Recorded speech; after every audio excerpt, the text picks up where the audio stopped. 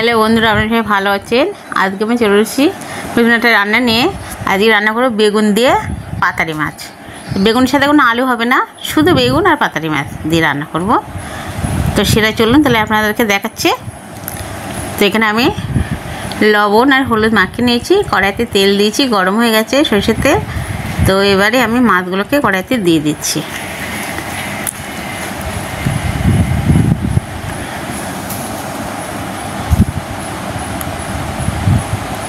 মাছগুলো কড়াইতে দিয়ে দিলাম।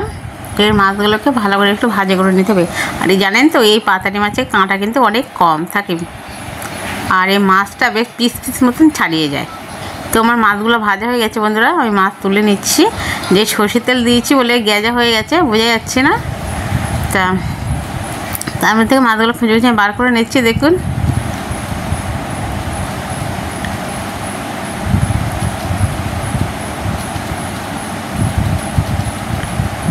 আর এই দেখুন মাছগুলো তুলে নিয়েছে। এবারে এর তেলেই আমি ফোড়ন দিয়ে দেবো, জিরে ফোড়ন দেবো, আর দেবো দুটো কাঁচা লঙ্কা।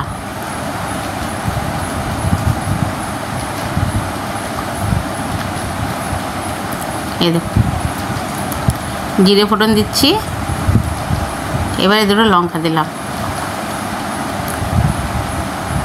দিয়ে ভালো করে একটু নাড়াচাড়া দিয়ে দিচ্ছি, যাতে গ্যাজারটা যাতে কমে যায়। দেখি যেন গ্যাজারটা একদম কমে গেছে।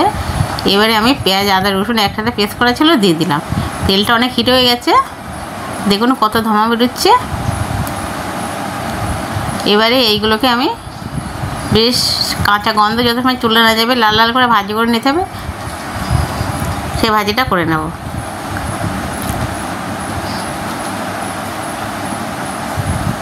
তো বন্ধুরা দেখুন, এটা বেশ ভালোই ভাজি করে নিয়েছি। এবারে আমি লবণ হলুদ এগুলো সব দিয়ে দেবো। হলুদ লবণ দিলাম, এবার লঙ্কার গুঁড়ো দিয়ে দিলাম, এবার অল্প করে চিনি দিয়ে দিলাম পরিমাণ মতন, দিয়ে এবার সুন্দর করে নাড়াচাড়া দিয়ে জল দিয়ে দেবো। বেগুনটা কিন্তু আমি কষানোর সময় দেবো না, বেগুনটা আমি দেবো, জল দিব, জলটা ফুটে উঠবে ঝোলটা, তারপরে আমি বেগুনগুলোকে দেবো।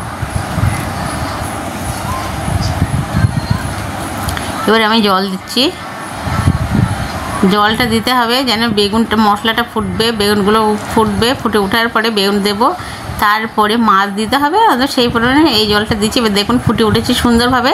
এবার আমি এতে বেগুনগুলোকে দিয়ে দিচ্ছি, তাহলে বেগুনগুলো প্রত্যেকটা সুন্দর সিদ্ধ হবে আর অনেক ভালো লাগবে খেতে।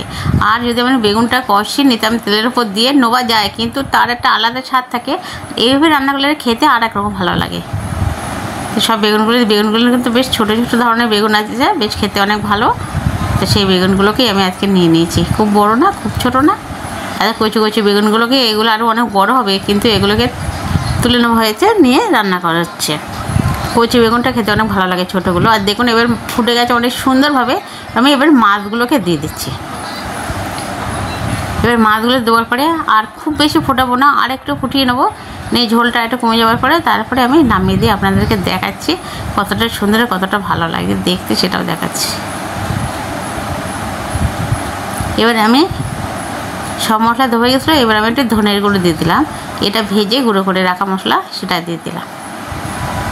আর আলু দিয়ে তো সবসময় আমরা রান্না করি সব কিছু, কিন্তু আলু ছাড়া বেগুন দিয়ে অল্প একটু ঝোল দিয়ে এইভাবে রান্না করলে কিন্তু খেতে অনেকটা ভালো লাগে। আর যেগুলো দিচ্ছি দেখুন বন্ধুরা হয়ে গেছে, নামিয়ে নিয়েছি, তা দেখুন কতটা ভালো লাগছে দেখতে।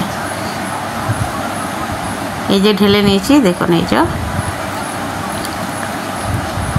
ঝোল কিন্তু খুব বেশি নেই।